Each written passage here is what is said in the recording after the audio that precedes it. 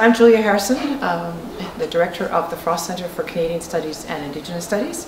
And tonight's talk is the last in the North at Trent 2012 series. And I'm very pleased to welcome tonight's speaker. Dr. Julie Cruikshank is someone obviously known to all of you in the audience, but is someone who has made a particular impact in the field of anthropology, Indigenous studies, and just a greater realm of understanding of Indigenous people in this country.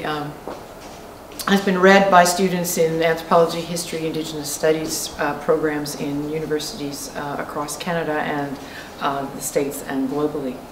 She is now Professor Emerita from the University of British Columbia, and from 1997 to 2003 she was a professor in anthropology at the University of British Columbia. She received her PhD in 1987 from the University of British Columbia, having done her MA there previously and her BA in anthropology from the University of Toronto. For more than a decade in the 1970s and 80s, Julie Cruikshank lived in the Yukon Territory, working with senior Athabascan and Tlingit women who wanted to record their life stories. Working closely with these women and their families, she prepared booklets under their authorship documenting family history, place names, land use, social history, and other subjects, largely absent from history books. Life Lived Like a Story, which is a book that many have used at Trent and was certainly my first introduction to her work, was written in collaboration with three of her Yukon teachers, Angela Sidney, Annie Ned, and Kitty Smith. And it received the Macdonald Prize in Canadian History in 1991. It's good to know that the historians took notice of what anthropologists were doing. Professor Malloy. Another book about oral history was commissioned for use in Yukon high schools and was prepared with the guidance of the Committee of Yukon Elders. Her books, The Social Life of Stories and Do Glaciers Listen? Local Knowledge, Colonial Encounters, and the Social Imagination, both discuss the work stories do in Indigenous communities where they continue to be told. But she has also extended her research to northern Siberia, where she has worked, where she worked in both on oral history projects in 1996 and 2003. Julie Cruikshank has been well recognized and deservedly for her work. In 2010, she became a Fellow of the Royal Society.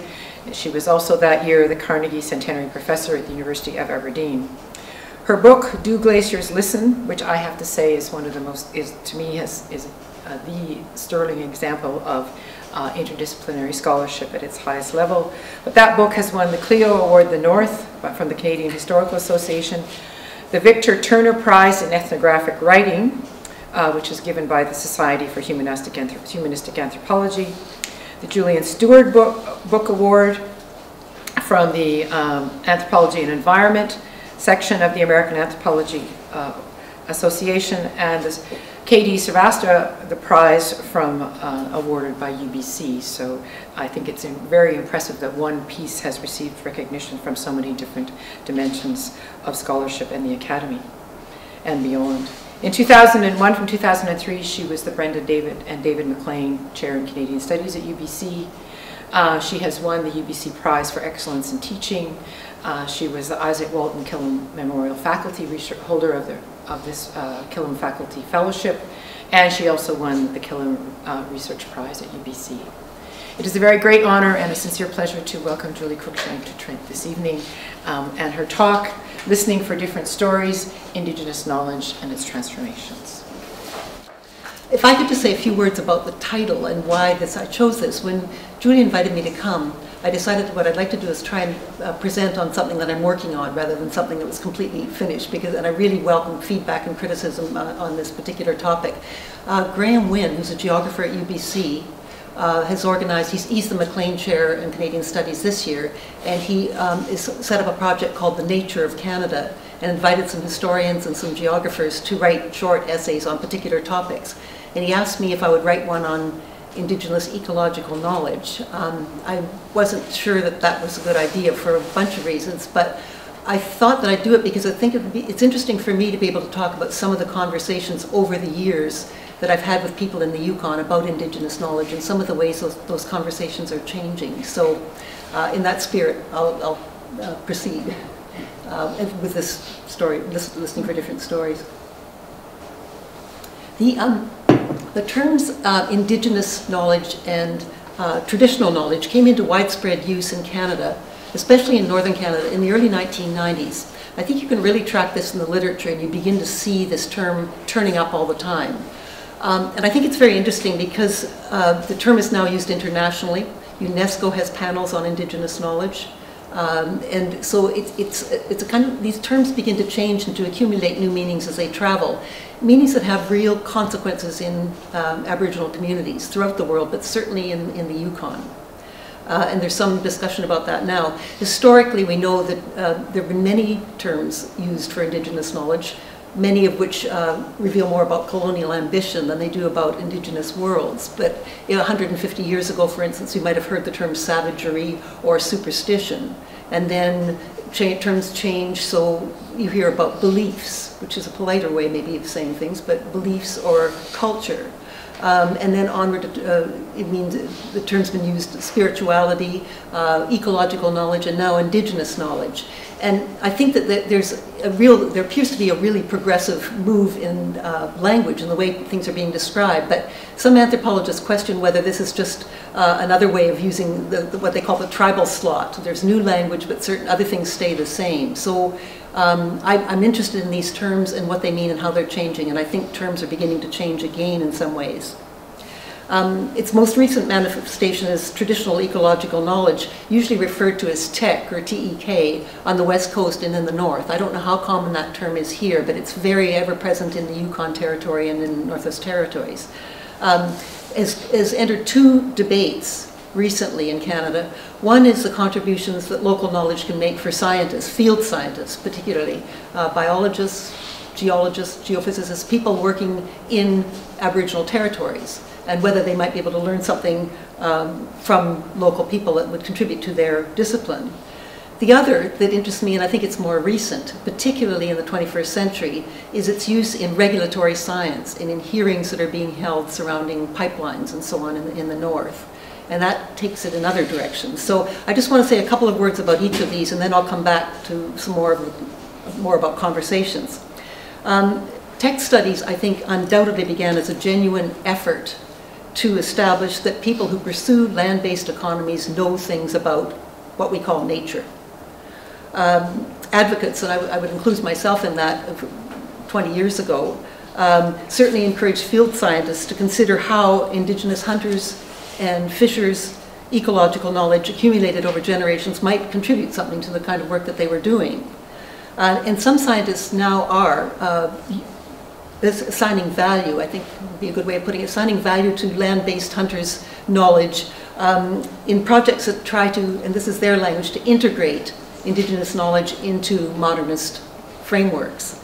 But I don't think this was ever really straightforward, particularly in environmental studies. Scientists who are studying environmental change talk about the need to disentangle cultural, natural and social factors. They talk, for instance, people looking at climate change talk about disentangling what they consider natural cycles and what they consider anthropogenic causes. So trying to separate these kinds of things, whereas Indigenous oral traditions, certainly in the Yukon, try to merge these two things, the social histories with the environmental histories in some ways, and to draw connections among the two. And I think that that's an important distinction, because it sometimes makes it difficult to see how these can be integrated into science when they may be trying to do different things, these narratives. In northwestern Canada, I'll come back to this map. I just want to show it to you really briefly now. In northwestern Canada, this is an interesting area for traditional ecological knowledge studies, because late stages of a period that some scientists call the Little Ice Age in this region meant that what you have at the same time, you have changes going on in the environment, geophysical changes, because in fact these glaciers, which are schematically drawn in white here, and I'll come back to talk about some of them specifically, were much larger than they are now. the environment, the landscape looked really different in this area. At the same time, you were getting historical changes because the fur trade was moving into this region. Fur traders were coming up these rivers, the Alsac River. I'm sorry, I did have a pointer, but I think I've left it somewhere. So coming up this river into this country. So you had at the same time geophysical changes and human historical changes. So in a way that for Aboriginal people, I think makes those two really come together very clearly. And I'll come back and talk about this a little bit later. But I want to say something too about the bureaucratic changes that are happening with policy with tech that are going on now. I think that scientists are trying to do one thing, but bureaucratic efforts to incorporate tech, or TEK, as it's sometimes called, into regulatory science and management occurred in this area in tandem with land claims, the settlement of land claims in the Yukon, and also claims to rights to land and to lands more generally.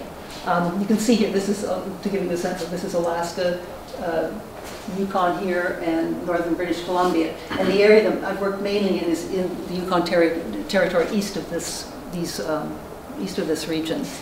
But even, again, just speaking about the bureaucratic kinds of changes that are happening, even the most isolated communities, any Aboriginal communities anywhere in Canada, we know are now tied to global markets and to international forms of exchange.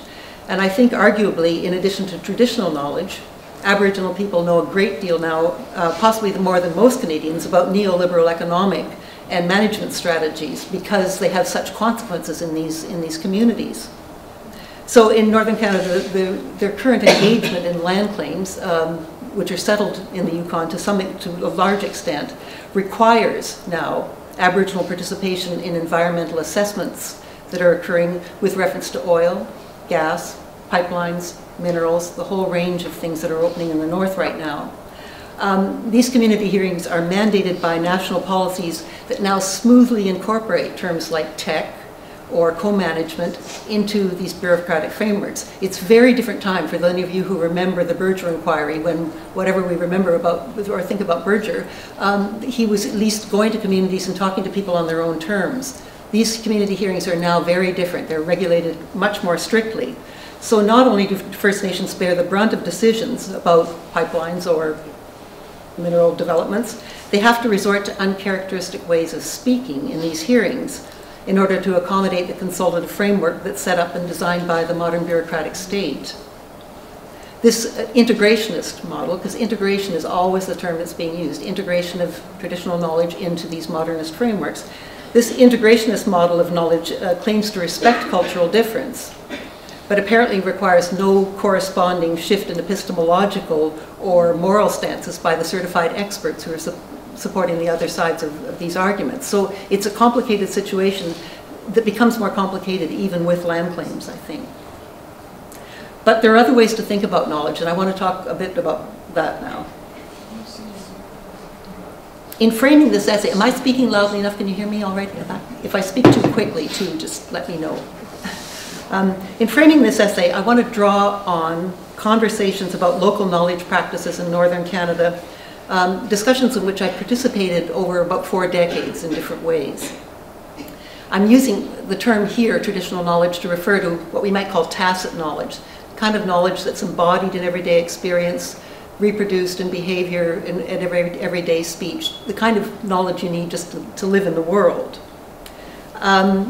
So rather than asking how information from hunters might contribute to scientific models, I would like to argue that, especially in this region, the possibility of surprises. We should be thinking about not things that will fit, that will integrate neatly into scientific models or any other models, but we can really, if we look for the possibility of surprises, we might learn a great deal from puzzling accounts that don't seem to fit into official regimes of knowledge.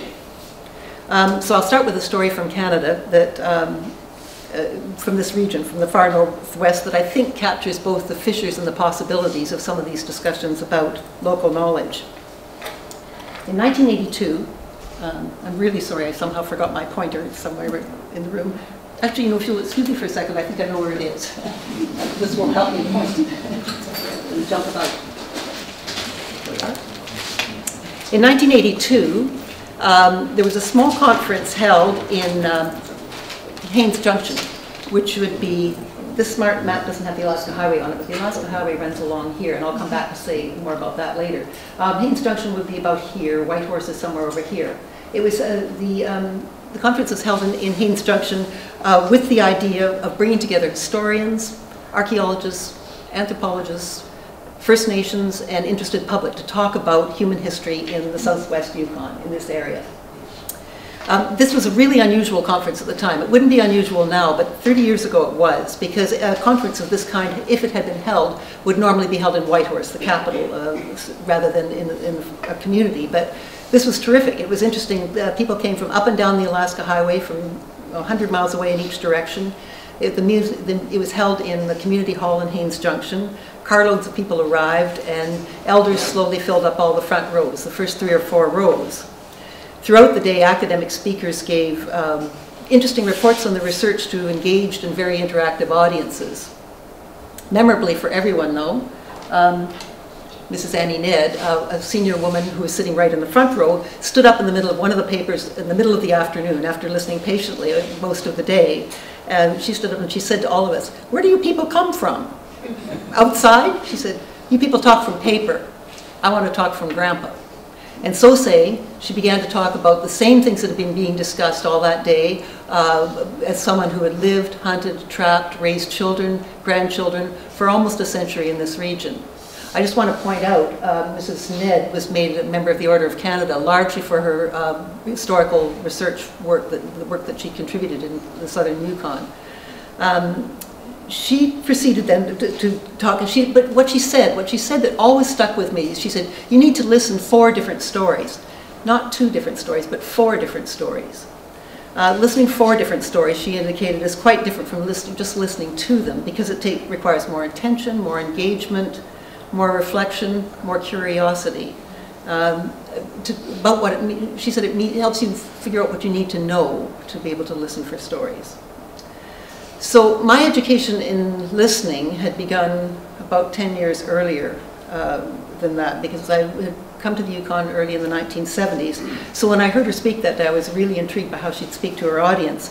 I'd been living there since about 1971, and I'd worked closely with senior women to document life stories that they insisted should be passed on to younger women. Now you might ask what a non-Aboriginal woman was doing this kind of work at that point, but my friends then were all young Aboriginal women who were very interested in setting up the procedures for land claims, for becoming involved themselves in the different issues that were going to lead up to a land claim settlement 20 years later. So they decided that someone like myself with some minimal training in anthropology and willing to take direction from families could do this kind of work. They were quite familiar with the ethnographies, and they knew that there was a lot written about men's work and men's subsistence, and they wanted a record of what women were doing as well.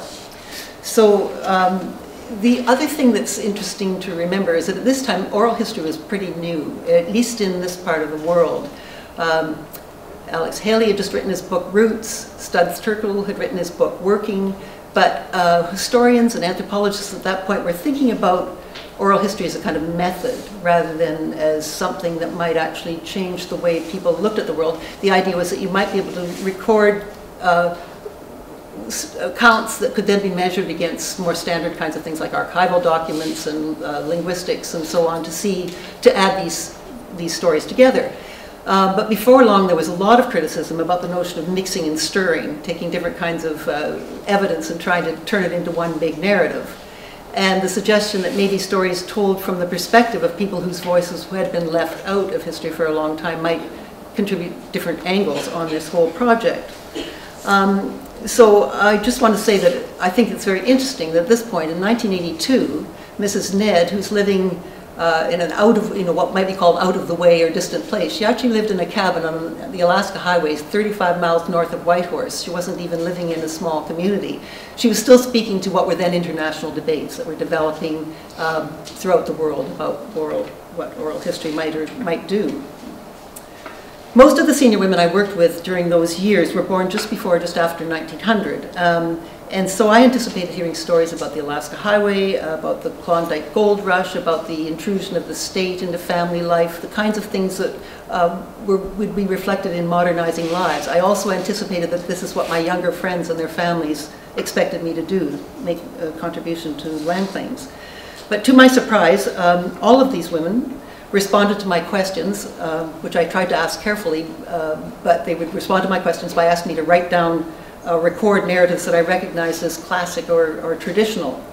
So with some misgivings, I found myself preparing lengthy booklets under their direction that took us very far from what I thought was our original purpose at that time. The majority of narratives that they asked me to record center on meetings between a human person and an unexpected visitor who looks like an ordinary person, but is soon revealed to be an animal in human guise. From the beginning, it's really clear that human hubris has caused this. Somebody's done something to cause this. Some person has done something to maybe showing off or behaving recklessly, but in some way has insulted an animal species.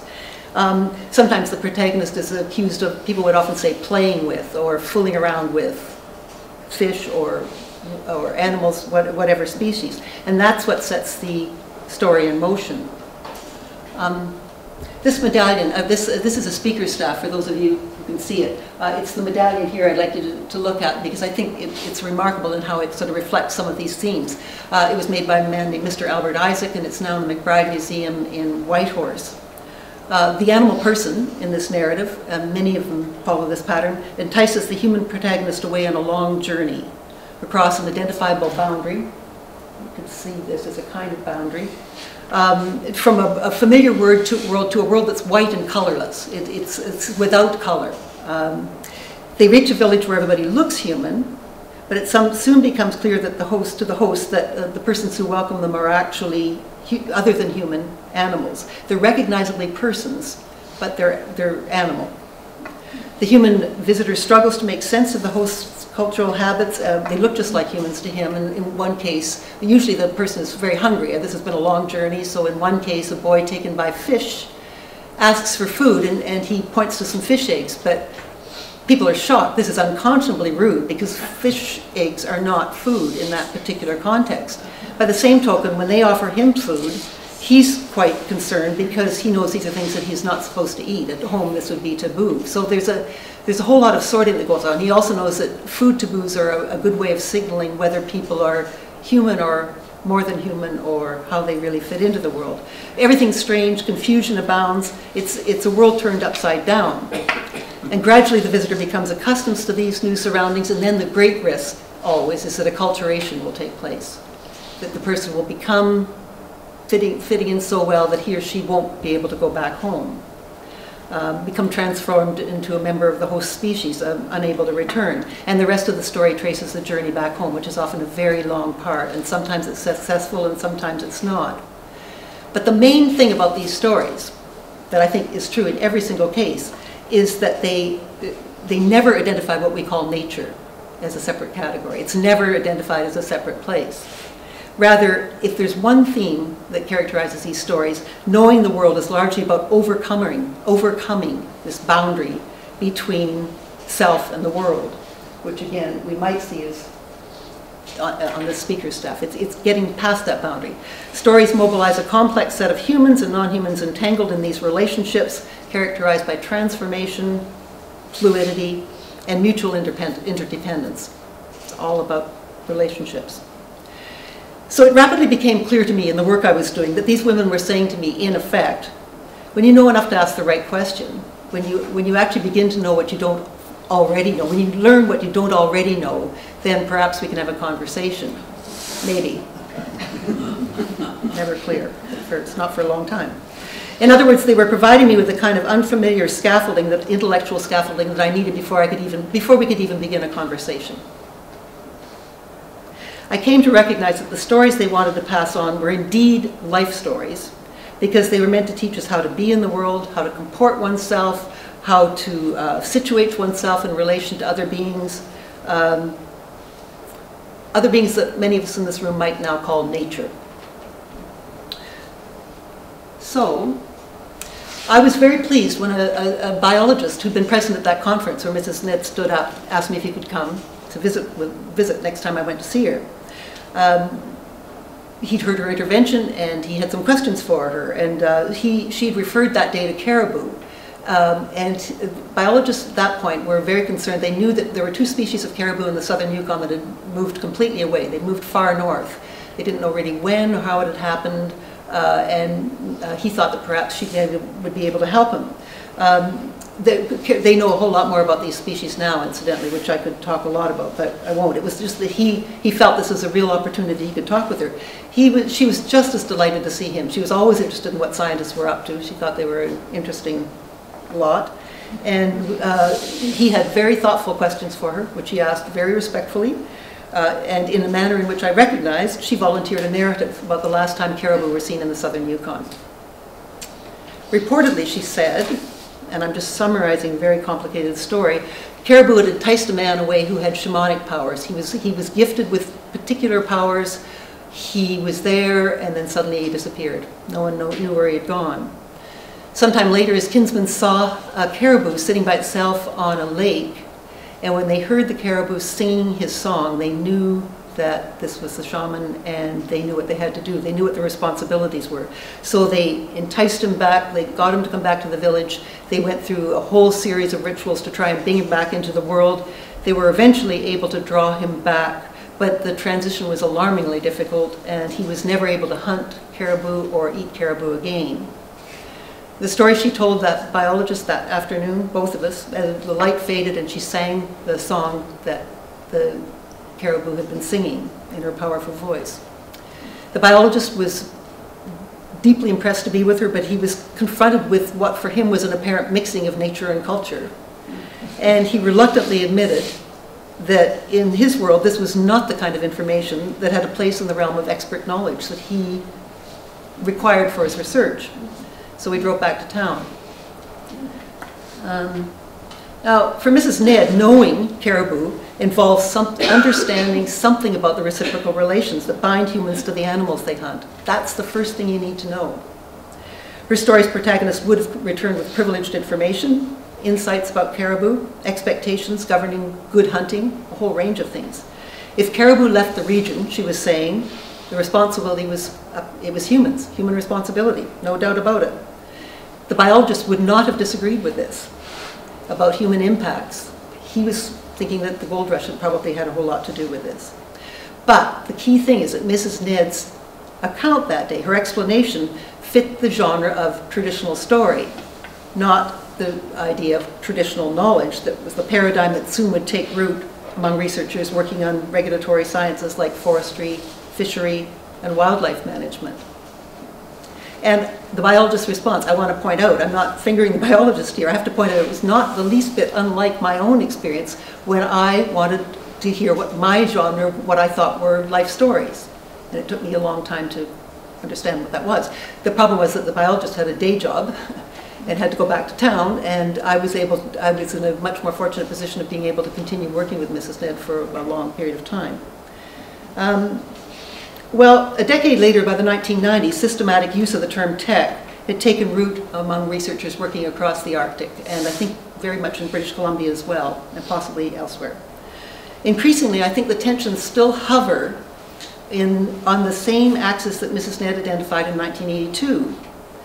Indigenous studies may frame their objective as listening and learning from knowledgeable individuals in Aboriginal communities, but attempts to sort of integrate or harness data from Indigenous experts to modernist science reveal very sharp asymmetries in research processes, in translation, who gets to do the translating, in outcomes, and above all, in how participants define knowledge in the first place. Its 21st century incarnation as tech often presents local knowledge as an object for science or for government, rather than as based on concepts that might inform broader understandings of the world. Arguably, local knowledge isn't something static waiting around for curious, diligent outsiders to discover. It's continuously remade in these situations of human encounter. It's one of the reasons Mrs. Ned was so interested in meeting him, because she was interested in what he thought about caribou as well. Knowledge is always, she was always learning. I just want to say a few words about ontology, because I think what some anthropologists refer to as an ontological turn is really enlivening discussions about what happens when local ways of learning become entangled with these more powerful narratives about nature. This term ontology is defined in many ways. You can see many dictionary definitions, but they're all fairly close to this. And ontology refers to the experience of being in the world, how we come to know the world, what beings or entities we think inhabit that world. This is where it gets complicated for some of us. And our understanding of the relationships among those beings. And that differs dramatically as we move around the globe. In the subarctic, knowing is always centered on social relationships among beings that include humans, but also other than human, non-human persons, beings. Animals, sentient landscapes, more than human forces alive in the world, they're all equally real and they're all equally important. Again, I think the word knowledge is a bit of a tricky one here. We treat it as a noun when it's used in English. Concept of knowledge in this world, in the subarctic world, is described more as a verb. It's an activity. It's knowing. It's about knowing the world rather than knowledge, rather than a thing that you can put your hands around.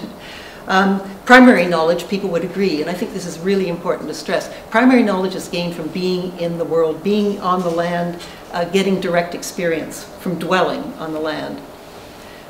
But the women I worked with would say that in the absence of such day-to-day experience, which for many reasons now is much less available for young people, transmission through oral tradition provides a secondary strategy. They would never say it's a primary strategy. They would say it's, if you can't be on the land, this is one of the things, this is one of the ways you can still learn. So crucially, for me, what I think is interesting about this is that an ontological approach like this makes visible Euro-American ontology as just one more ontology among others. Not a privileged one among others. And it offers potential for discussions about other forms of being modern. Just to characterize this contrast briefly so that we can, to talk about what our ontology, whatever that means, Euro-American ontology, I think that we can recall the influence of, I'll recall the influence of René Descartes, whose ideas have been really important in North America and in Europe for the last 300 years. A key feature of the Cartesian tradition has been to keep humans and non-humans separate. Entities, it's enshrined a series of dichotomies that we all know and we're all critical of, but nevertheless they're familiar. Mind, body, subject, object, self, other, person, thing, and above all, nature, culture.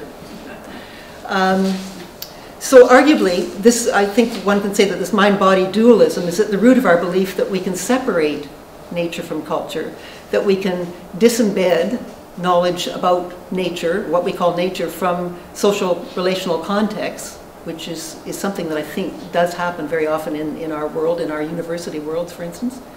And also that we can view nature as a passive object we can master and exploit by applying labor and technology. Long history of that, and it continues. Max Weber thought a lot about this, and he used to attribute what he called the disenchantment of the modern world to this distancing in a way from nature. He said much more about it than that, but I think this sort of always resonates for me. Our modernist ontology, say Euro-American ontology, precludes the possibility that stories about humans and animals exchanging perspectives on proper comportment might offer valuable insights about the world, about the modern world. So a conventional critique of this ontology is that it flirts with essentialism by assuming that somehow firmly bounded, homogeneous, timeless, ahistorical communities exist. But that's far too simple, and I don't think that that's good enough. Edward Sapir used to say, all systems leak. There are no such things as firmly bounded communities. All modern Indigenous communities struggle daily with tough economic decisions, tough political decisions that are debated, discussed, revised on an ongoing basis. People don't all think the same way. They discuss and they come to agreement, and agreements may break down, and they come just like everybody else. Other agreements may come. Conflicting views are experienced not just within communities, but very much often by the people who are elected to represent or nominated to represent members in adversarial negotiations with government, which makes it very difficult for many of these individuals. So I would say, arguably, rather than being essentialist, this ontological turn identifies a central modern dilemma of our time. relations among humans with what we call nature. I think we all have a relational idea with nature, but they vary considerably. We can maybe come back to that. So my question would be, and I'll come back to this later, I don't think I can answer this, but it's a good question, I think. What would integration of Indigenous knowledge look like if it began from Indigenous perspectives, rather than presumptions about data for science or for policy? What if you start with Indigenous ideas rather than questions by science or government? I just want to show you a few slides about why this is such a big issue in northwestern North America. Our glacier is good to think with, yes. Claude Lévi-Strauss, as an anthropologist, people probably recognize his name. He famously argued that some phenomena are, as he said, good to think with. So in that spirit, I returned to think about my conversations with senior women who impressed on me the significance of their stories. There were a lot of stories that I spent a lot of time and years trying to understand, and I still don't claim to be able to understand many of them. If I was initially disconcerted by the permeable, negotiable character of boundaries between humans and other than human animals in the stories I heard, I was even less prepared for sentient landscapes that respond. In the 1970s, the women I knew insisted on including glacier narratives in their life stories, even though they lived some distance inland from glaciers. The women I met, I could not understand why they were talking about glaciers, because I had no understanding at that time that they had ever lived near glaciers. They certainly didn't now.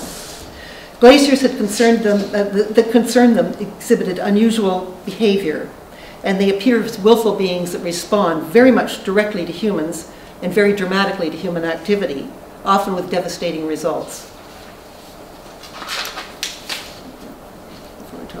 Just to say a few words about this region, these mountains, these glaciers are supported by some of the highest mountains in North America. They're extremely high mountains. These glaciers have been here since the last ice age. Since they've been here for 10,000 years.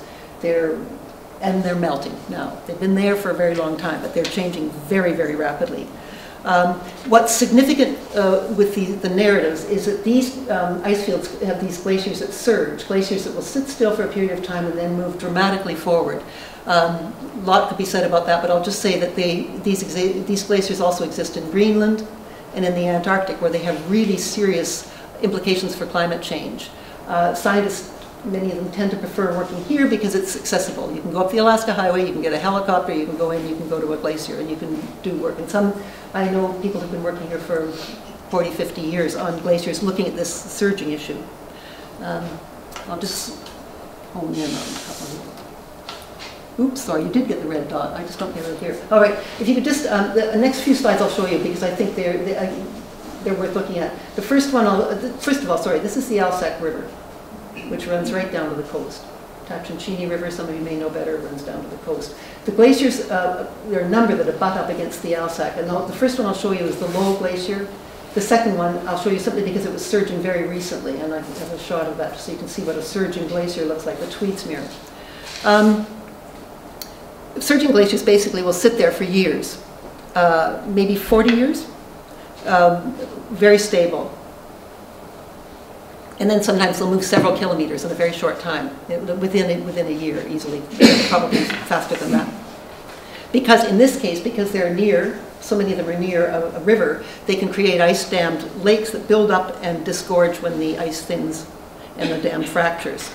The first one I'll show you is this one, Low Glacier. The name locally is Nahludi, meaning fish stop, because it stopped salmon that went up the river. There are landlocked salmon in little lakes up here, these little lakes, but they got there by coming up this river.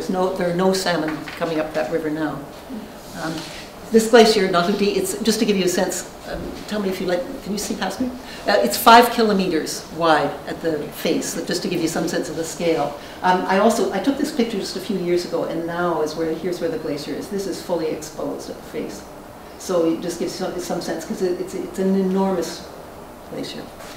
The story that people tell about it is what fits the same pattern I mentioned before in some ways, and it's about some people who are coming up, traders from Tlingit traders coming up the coast, up the Alsac River. A youngster is with them. The youngster has a temerity to make a very unfortunate and very rude comment to a shaman, a man who's gifted with different powers. claiming that because he had a bald head, and claiming his head looks like a glacier, resembles a glacier, and this is the humans fooling around story that gets him into deep trouble. The aggrieved shaman came to a mountain right across from here, Gotthard Mountain. It's a mountain that, some of you may have been in this area, it's polished like glass because of this glacier. It reached the wall and it built up to a very high level. Scientists would say, here we've got the Low Lake Glacier here. So it came right across the Alsac River, built up against a mountain right here, and created this lake, which is about 100 kilometers long. There's where the Alaska Highway is, for those of you who've been in that area. It was well underwater for this period of time. Scientists say that this happened at least 5 times in the last 3,000 years. They think more, but they know at least that many times. Most recently, it can be dated largely through oral tradition to about early 1850s. So 1852 is when Frederica de Laguna's work suggests that's where the downriver stories, when the ice dam burst, could be dated to that time. The geophysicists say that when it emptied in a couple of days. It's sort of like the Amazon River erupting. So again, this is just to give you the sense of the force. If you're living in a landscape like this, as I later learned these women were, it's unsurprising that they're very complicated stories about glaciers, and this is only one of many. I'll show you, yes, here's another one. This is the Tweedsmuir. This is the Alsac River. I've been in this area a number of times. You wouldn't have ever known, you knew the glaciers were somewhere back here, but you couldn't even see this until this was 2007. Chris Larson took this photograph. They had a camera sitting here, taking photographs every few hours, expecting it would fully cross and block the river again, and it came right up to the edge, but then it didn't. It stopped. Just one of the many taboos about being around glaciers, and what you should do is, women insist that there are strict rules apply to cooking near glaciers. Food should be boiled, it should never be fried, no liquid should flow from the cooking pot, lest the glacier or the beings within the glacier sense this and are affronted.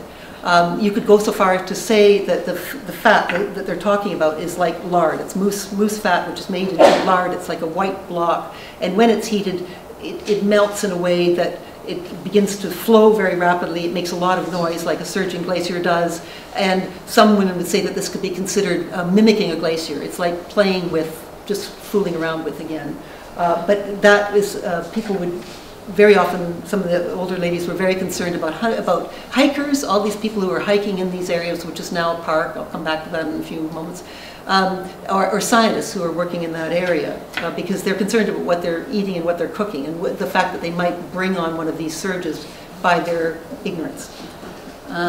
Just to give you an example of this, I spent some time in a glacier camp near Steele Glacier, for anybody who knows. This is Mount Steele. When we arrived, he said, that's interesting. This is somebody who'd been up there for 45 years every summer, and he said, I've never seen, see that horseshoe-shaped thing? He said, I've never seen that before. I think there's something going on here that we should keep an eye on. And every morning we'd look at it, and every morning it looked the same.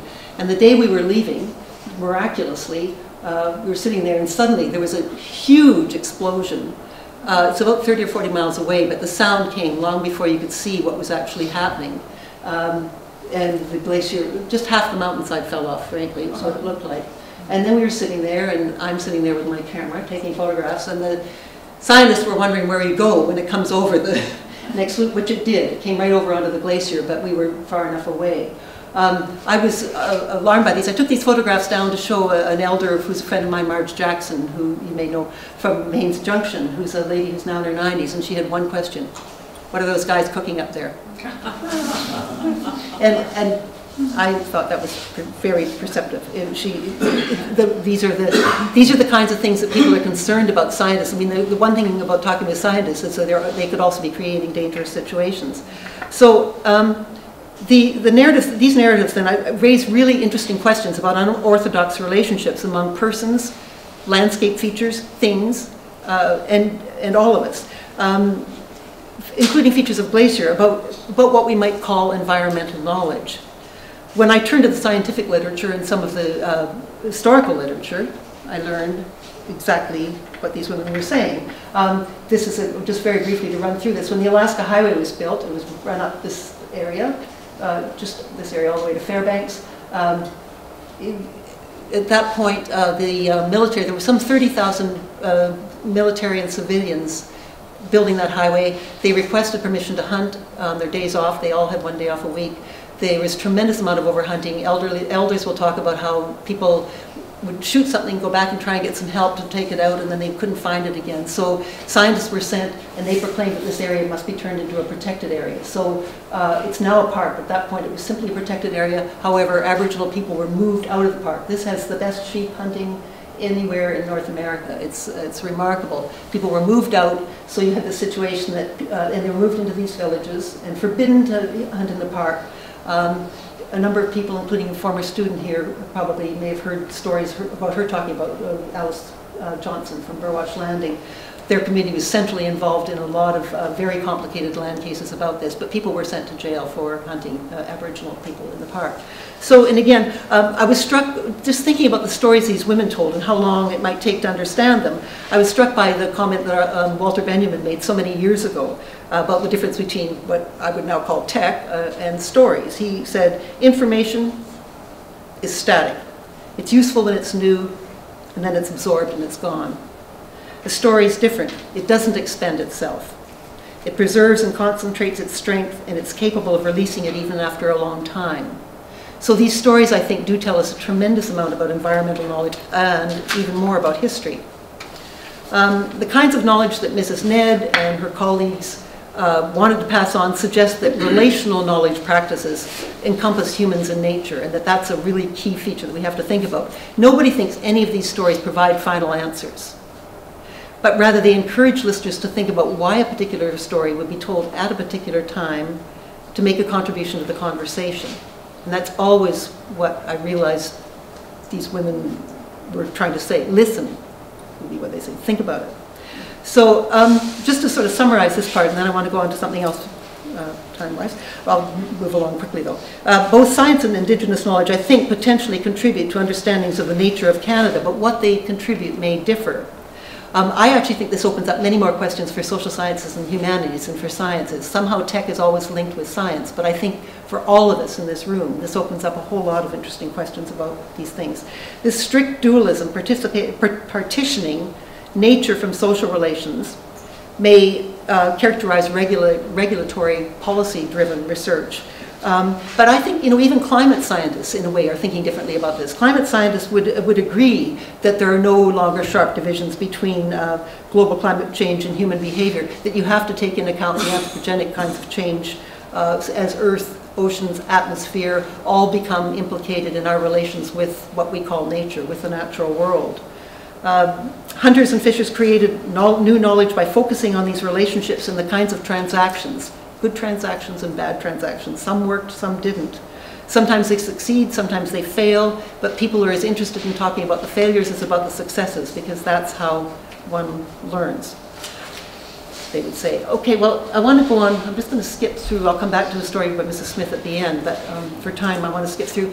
I want to go back to this question about how would this look if we began with local questions. This person, the melodious name, Eduardo Vivero de Castro, is a Brazilian anthropologist, and I think his writing is very interesting. I put two references here for anybody who's interested, but I can also give them to you afterwards if it's hard to read. You could also get them by Googling him, but these two are the most accessible. I think he is trying to look at if you begin with local knowledge. Vivero de Castro works in the Amazon. And he argues that Indigenous knowledge could provide crucial insights for all of us, for all scholars, for everyone, given the cracks in the modernist project as we now know it. And we see it around us in many ways. He maintains that even though much of the world now speaks and acts as though everybody sees nature and culture as distinct, separate categories, this is in no way universal. It's just the way some of us think. Well, we can come back to that. But he points to what he calls Amerindian perspectivism. He describes this as an indigenous theory that he argues is widespread in both South America and North America. His research is based in the Amazon, but what caught my attention is the dramatic number of references he uses from northern Canada. A whole series of references. And he goes on to say that he thinks that these ideas are probably even more fully developed in northern North America than they are in the Amazon. I'm just going to summarize what he says. It's very dense, and I'm going to try and summarize it quickly because I think some of you will be interested. According to this theory of Amerindian perspectivism, he would say this is an Amerindian theory. The world is inhabited by a range of living beings that can't easily be sorted into categories like nature and culture. It's far too complicated, he would say. Throughout the Americas, indigenous peoples all identify an original state in which humans and animals were able to communicate freely and shared a common condition of humanity at one time. This is true, I think, and many of you will recognize this, throughout North America, but he would say in both continents. To make the distinction, he would say people shared a condition of humanity, not animality, as in our foundational narrative of evolution, but humanity. I just want to point out that I'm not trying to diss evolution. Somebody once thought that I was trying to do that. I'm just saying that's a good way to see the contrast.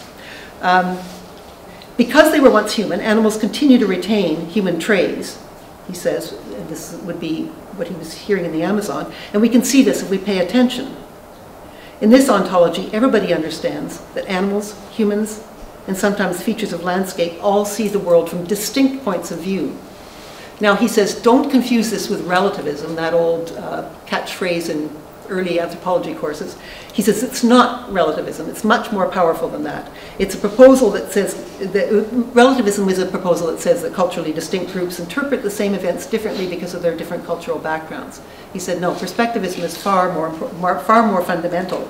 It presupposes that all beings see the world in the same way, that what changes is the world they see, because in fact, they see different things from their distinct vantage points. For instance, he says animals see themselves as humans living in their own homes with kinship relations, eating human food, immersed in human relations, but they see humans as animals, either predators or prey. Kinds of reversals that take place in these stories that these ladies tell. One of his key examples comes from the Yukon, and I'm just going to cite it because it's one I heard 30 years ago from somebody who was, when I was first there, I was not there as a student, but a man named Roger McDonnell was there, and he was living in Ross River, and he told me a story that I remember to this day, but it appears in this article too. Roger said, one man, a Casca man from one of the communities at Ross River, invited me to consider a beaver we were watching. What we were able to see was an animal swimming around, cleaning its fur, eating bark and twigs, etc. And he pointed out that we would appear just as different and strange to the beaver as it did to us. He goes on to say, my companion urged me to imagine myself over with the beaver, to reduce the strangeness of all the material and sensible differences that separated us. His inference, he said, was that it was my vantage point that was the problem, that creating the differences. If I were able to shift this, then what seemed to be strange and remote would become intimate and familiar. The inedible wood would become food to eat, and so on. Casca people, he said, believe it's not only possible, but absolutely necessary to be able to make this move. Vivero de Castro goes on to view this as a fundamental challenge to ideas that have become taken for granted in our modern world. At one time, he says, everybody, if you go back far enough in history, everybody was able to make the shift suggested by this Casca elder. But ideas introduced by Descartes into European philosophy began to simplify our chaotic world, making it easier for us to live in by creating these nice binaries. Nature, culture, mind, body, arts, science. We live with this in the university. As part of colonial outreach, he said, these categories get transported across the globe where they begin to have enormous power to shape the way many people now think. And in his view, this has impoverished modern thought considerably and left a legacy in which nature came to be seen as a distinct category, separate from us, but also as providing the universal background, the sort of foundation for all life. And science, he said, has given us the role of discovering the laws by which this nature performs, which he's questioning.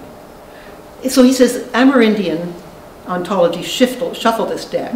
Instead of viewing nature as a kind of universal background, they make relationships the central platform. He says the term nature culture is one thing, you can't slice it apart. Animal human is one thing, you can't make the division that easily.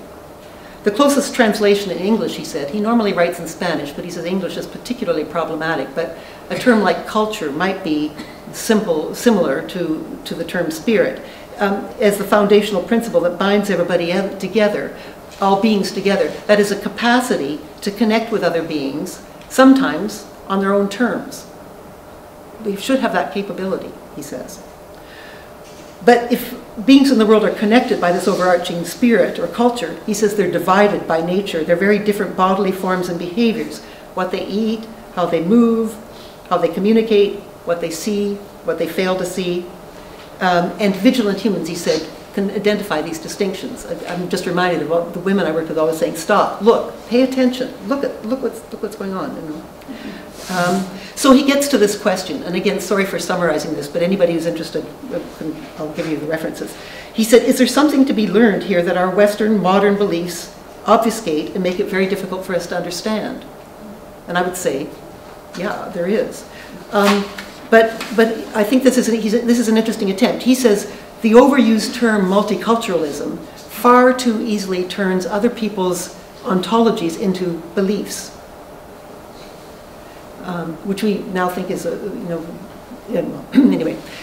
So this is the foundation that gives us tech, the idea that other cultural groups might have other perspectives that we can learn from. But he said it turns things into beliefs or even culture. He argues that First Nations in the Americas have a long, rich history of what he calls multinaturalism, whereby different kinds of nature, humans, animals, rivers, trees, glaciers, more, are all immersed in relationships of exchange. They all bring unique kinds of perspectives in this ontology. So his challenge, and this is the final point I'll make, his challenge is if we're really interested in Indigenous knowledge, why not think about multinaturalism as a concept with enormous generative value, just to see where this takes us.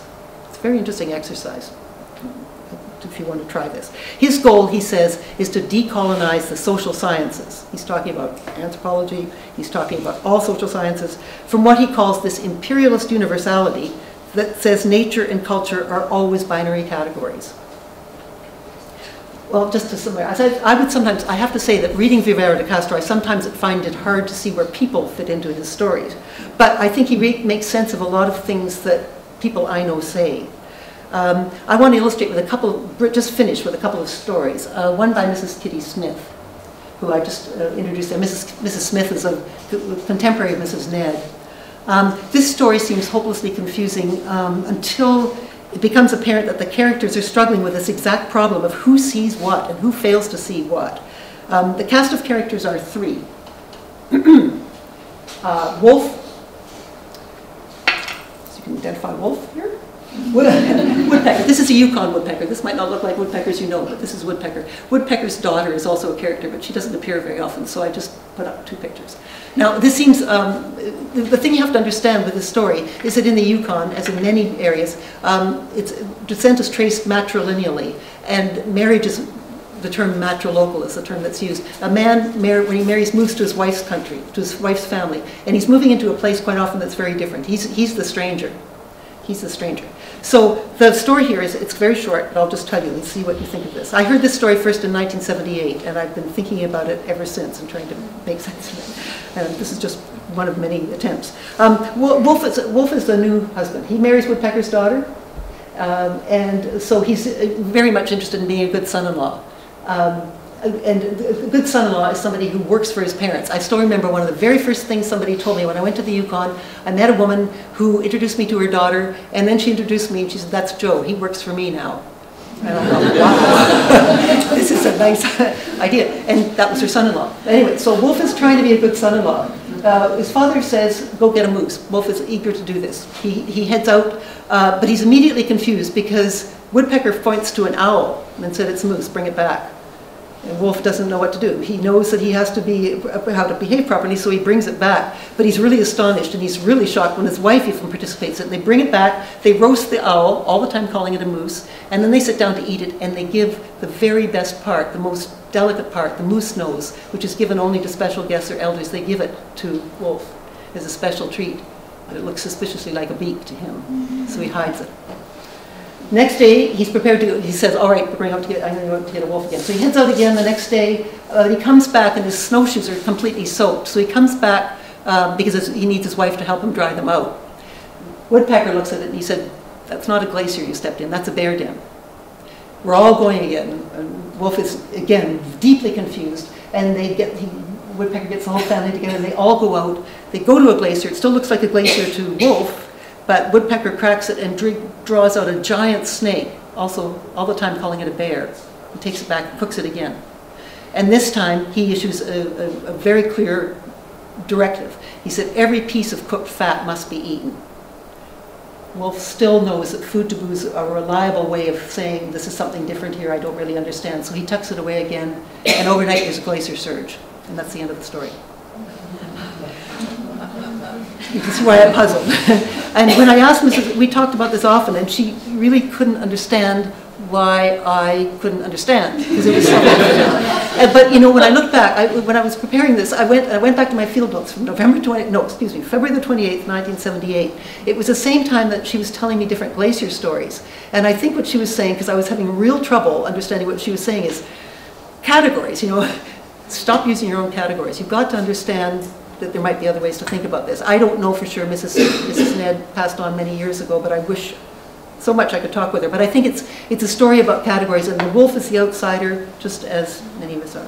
It's abrupt ending, but it reveals the close attention paid to differentiated nature in all its complexity. And I think in our time it illustrates the kind of problems that arise when visiting strangers ask questions about nature and interpret puzzling responses as beliefs or myths or anecdotes that can be sort of set aside when you're looking for real knowledge. I want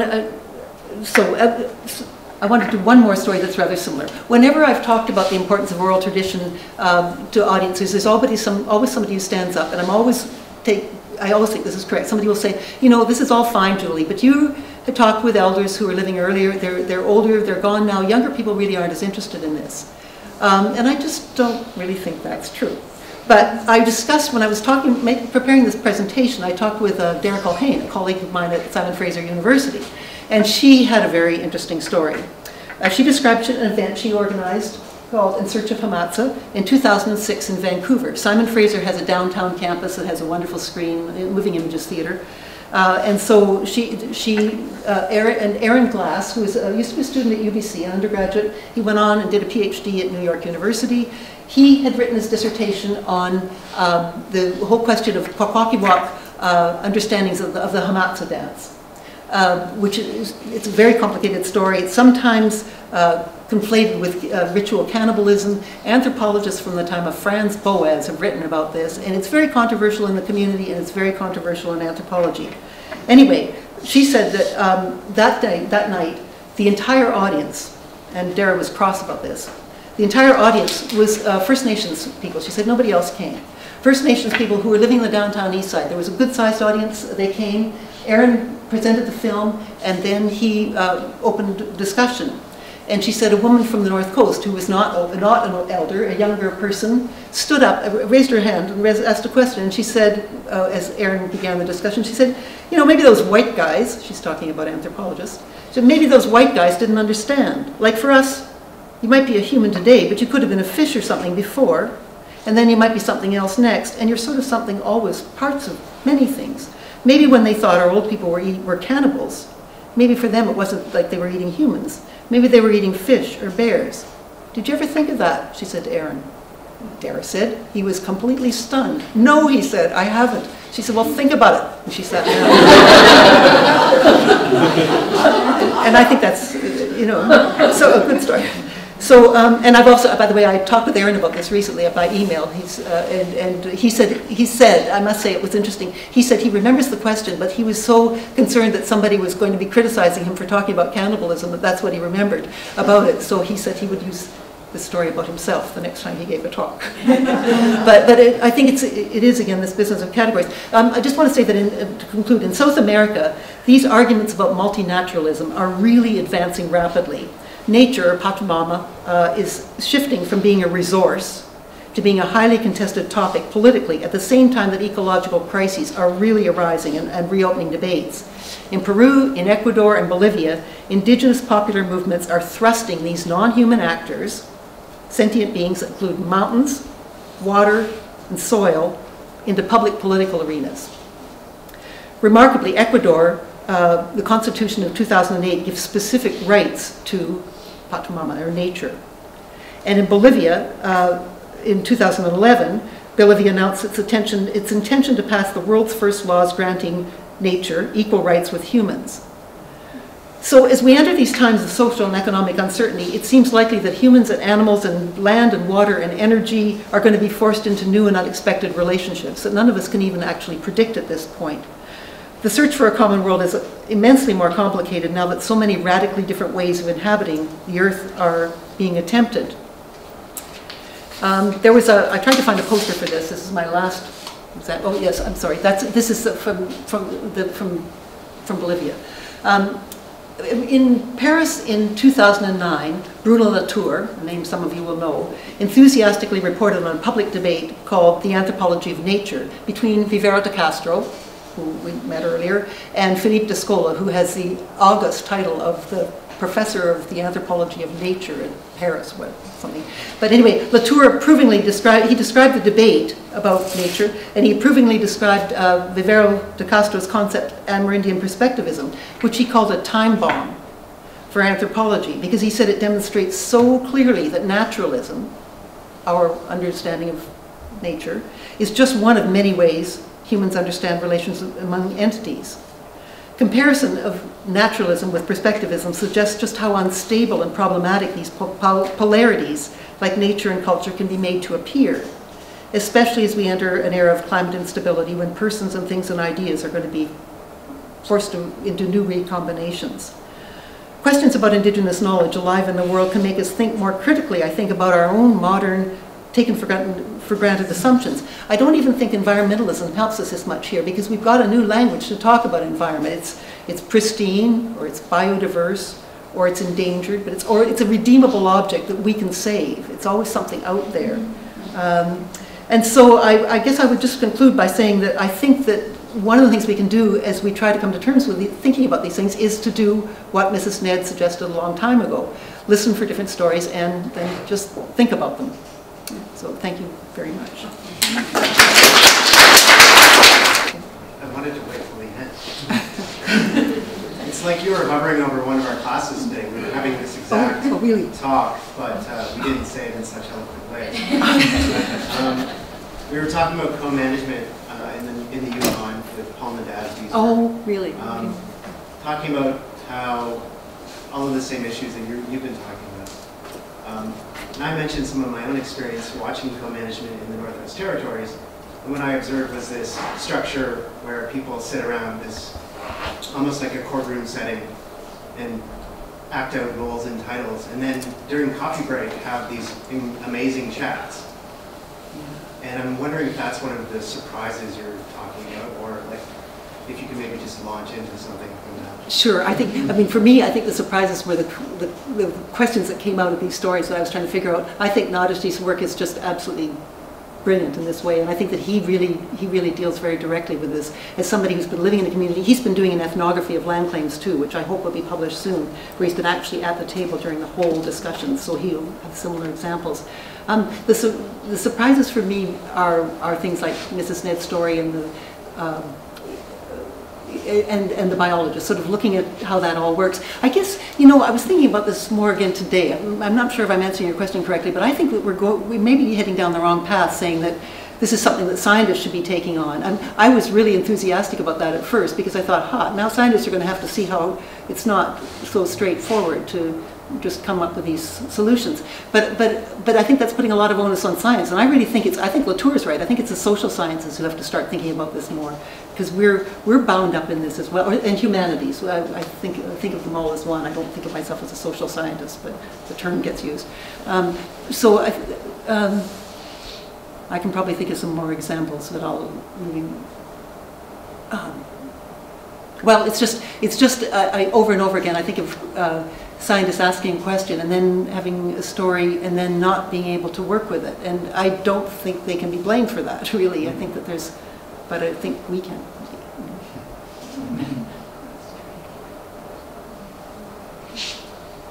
Yes? I'm wondering if you had a chance to see the film that was made by Zacharias Kunik. Yes. I mean, elders and climate change. Oh, actually, no, not that one. I'm sorry, I didn't see that one. I'm sorry, I was thinking of Pastor. Okay, well, it was a collaboration with the University of Victoria biologist, whose name suddenly escapes me. And they interviewed elders specifically on climate change, and the different perspectives expressed by the elders came into conflict with some of the sort of scientific. So there was a kind of a conflict. Yeah, and it was just very interesting, but you haven't seen it, so no, but I will. I'm sorry, I should know that film. The one thing I will say is the one place that I've seen really interesting work going on with scientists and elders is in Alaska, where you have University of Alaska Fairbanks, and you have scientists who've been living there for 25 or 30 years in some cases, who are also dog mushers, who are also out in the land, who are, when they're talking with people from the community, so they're really talking about, they are able to really talk sometimes about the same things. I mean, I think that in some cases they're quite successful. I'm not sure where those go, but I think there's some very interesting conversations where there isn't a sense of, oh well, I have to get back to town because I don't understand what you're talking about. But yeah. I think the surprises are going to come with climate change. Really, I think those are going to be some of the real ones that we're going to have to do. I work with my Dene language in English, and I do a lot of translation work with my elders and the community traditional knowledge researchers. And so I was interested in what your thoughts were on the changes the elders are noting on the land, the landscape, and if you had come across elders and the way that they talked about the prophecies and the things that they're observing that they feel is coming to pass. Yeah. So I wanted to know if you would make a comment. Sure, I can do. Those are two separate questions, and I'll try to do that. The interesting thing in the Yukon that I've heard in the communities is people saying, you know, every time a researcher comes to town, they want to do climate change research. We ask for money for housing, we ask for education, we ask for these, and we get one more climate change researcher. So there's been some resistance, I would say, there. But there are, people do talk about prophecies, and they, and that's one of the things that came up during the Berger inquiry, and a lot of those are in the transcripts, people talking about prophecies about the changes that were going to be coming to the land. It's very much woven into those transcripts. Elders that I worked with talked about climate change with reference to the Little Ice Age, because in fact they've lived through climate change. There really was a period where the glaciers were getting around, the dates are usually given as 1550 to 1850, but in the Yukon and in the coast, it's actually up to about 1900 before the glaciers started to recede. So within the lifetime of people I worked with, they'd seen glaciers actually receding, and that was something that they were interested in. It was a period, it was sort of early global warming coming back from the Little Ice Age. So they had a lot to say about that. But I think in the Yukon it may be that there's so many concerns now having the land claims. One of the concerns, sorry, I'm just thinking this through. One of the concerns people do talk about is that they negotiated a land claim with clear ideas about land, water resources, wood, a whole range of things, resources that they thought that they would be able to count on. And all those things are now shifting. And so that puts the agreements that are in place under the land claims agreement into real difficulty. But that's some of the younger people who are much more involved in the politics who are talking about those things. I think it's I wanted to say that I think it's really interesting that you're able to work in your Dene language. One of the problems that the women I worked with talked about all the time was the fact that there were fewer people speaking languages. There are 8 different languages spoken within the Yukon Territory, so there were only a few speakers of each, and they really were insisting on writing things down in English because they said otherwise nobody would be able to read them. But so I just think that the kind of work you're doing may encourage more discussion about that kind of thing than you might get in the Yukon. The other thing that I've often been asked about the climate change questions in the Yukon too that's related is I worked entirely with women, and you're probably working with men as well, aren't you? It's in many ways, I think this business of primary and secondary knowledge is really interesting. It really wasn't appropriate for me as a young non-Aboriginal woman to be working with men. That was made very clear to me. And so I work mostly with women. But it was the men who were actually out in the land who probably had those kinds of observations more than the ladies I actually was working with, or even the women I'm working with more recently. So. I wanted to come back to something that you touched on very briefly earlier on. I've been working in Nunavut for the last 3 years, and one of the conundrums that's come up is that it's the concept that you were talking about, where people are always, of course, accumulating new knowledge as they go through their lives. So, what was knowledge that came from the land is now also coming from scientists and television, and there's all sorts of sources. And so, within my committee, my government supervisor is concerned, there's almost this desire to have new knowledge that's kind of separate from all of that, but of course it's not separate from all of that. And so, what do you think is what is the solution to that? How do you answer to that? Yeah, I'll tell you about one example. I think this gets back to the question that was asked earlier about climate change too. I think that knowledge is always being constructed and made in collaboration with other people. In the Yukon, you probably heard there was a situation where a young man who had died, unsure how many years ago, was found in the glacier. He was. Originally they thought he was 500 years ago, then they thought it was 150, and now they're saying it's somewhere between 1763 and 1850 that he died. What happened was a collaboration was set up with the University of Victoria, the British Columbia Museum, the First Nation, the archaeology branch in the Yukon, to try and deal with all of these issues. And I would say this is one of the classic areas where knowledge came together. I mean, really, everybody was learning from everybody else in a way. They're now putting out a volume of papers on this, and the most interesting thing to me is the way they're able to sort out some of these. There are papers by people from the community, papers by the biologists, papers by the archaeologists, and they're able to sort of sort out their own, what they each were able to contribute. But you still get a sense that knowledge has been made in this collaboration. Especially from the younger people in the community. I don't know that that really answers the question, but I just don't think knowledge is never static. And there's this whole thing about Mrs. Ned. If the biologist had stuck around, she would have learned some things from him that she would have been really interested in, and they would have come up with something. I think that they were able to, but it takes a long period of time. I mean, this project that I'm talking about has gone on over 12 years continuously since he was found. So I guess the question is, do you think it's important to be able to disentangle it? Or is it not relevant? I don't really know. I mean, I don't think, who's the audience? Would be my question. There's multiple audiences. Yes. So there's the audience of government scientists. The communities would like the government scientists to hear their voice. But then there's also, it will go back to the community also. Right. I think that would, for me, if I were thinking about that question, it would depend on what people in the community thought, because I think they're the most important players in this. So it would depend what they thought. They might want to have their voices separate. Then there might be some way to do that. I mean, by having oral traditions recorded. I really think it depends very much. In this particular situation, they wanted something to come together that would work, that would represent the whole range of ideas. I think that they actually have sorted some of that out by the fact that there are young people from the community who are writing those papers, not just the scientists. So they're able to put in their sections what they want. Maybe it's something that has to be done. I mean, I think it really has to be done in terms of the community's terms in some cases. Does that make any sense? Or? Yep.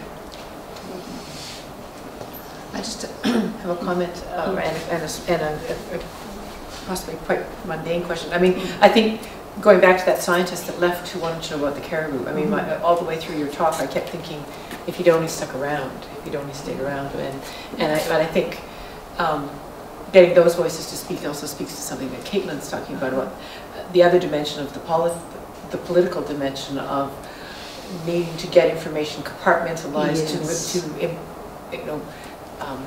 capture in documents and land claims and agreements with oil companies and mineral companies. And so I think there's the step you're talking about is that first step of trying to getting us to think this, but the layering then of trying to get this way of thinking filtered up or filtered down or across is a complicated piece. It is, and I think, just talking with some biologists this summer too, I think some of the complications are that biologists really can't just go and spend a week. They have, these are bureaucratic jobs they've got, and so they have to go back to, I was talking to a biologist who was complaining bitterly that he wasn't able to spend as much time as he wanted to talking with people. Now whatever that would actually turn into is hard to say, but I think I think that there's this bureaucratic process that runs against some of the kinds of ideas that people want to have expressed locally. Really ties into your question. Questions? Other questions? Yes. I'm going rather far off in a tangent. That's fine. But thinking about the stories you were telling us about human-animal relations but I also thinking of your Siberian experience and remembering that beautiful and ultimately tragic story of the chap who found that he could live with the Siberian brown bears. I wonder what your Yukon Aboriginal people would have to say about that. I think they would say that's probably hubris, in a way. I mean, is this the person who died eventually? No, no. All right, it sorry, wasn't he that died. It was the bears that died, because they became accustomed to people, and then didn't run away when people with guns arrived. Yeah, they would. I think the people I knew would definitely say that was hubris. I mean, I think that there's an idea that you can learn. You have to learn from, but there some. I'm sure that they would say that was going too far. Yes. Or I'm not sure what they would say. I shouldn't say that because they might have a very interesting take on that I wouldn't be able to. Okay. But yeah, I do remember hearing about that now. I think that it's thinking about the relationships. It's a big part of the stories rather than actually plotting about how to go out and have those experiences of living with animals. It's thinking about how you think about those things that they're really talking about. Good example. I was thinking of the native people's respect for the animals and their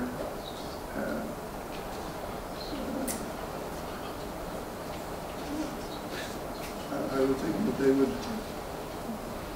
Well, here's an example, and it comes back to the first question of Paul Nodesty has written an article. This is somebody who was an anthropologist who was living in a small community, and somebody went out of town and said, just look after my traps when I'm away. I've got my traps set out, I'm trapping animals, and you just look after them, Paul. You know this story as well? Yes, and so he was hoping against hope that nothing would get trapped. This is a boy from the city. He's very, very, he spent a lot of time in the community, but he's very uncomfortable about this. So he went every day and was really happy there wasn't. And then finally he got there one day and there was an animal that was trapped and he didn't know what to do with it. So he panicked. He really was frightened. And I can't remember whether it was, did he actually leave or did he tried, whatever happened, it wasn't good. And when he told the person who, his sort of mentor in the community, the man said, Paul, you're just being disrespectful. You know, that animal was giving itself to you. You had an obligation. You should have killed it right away.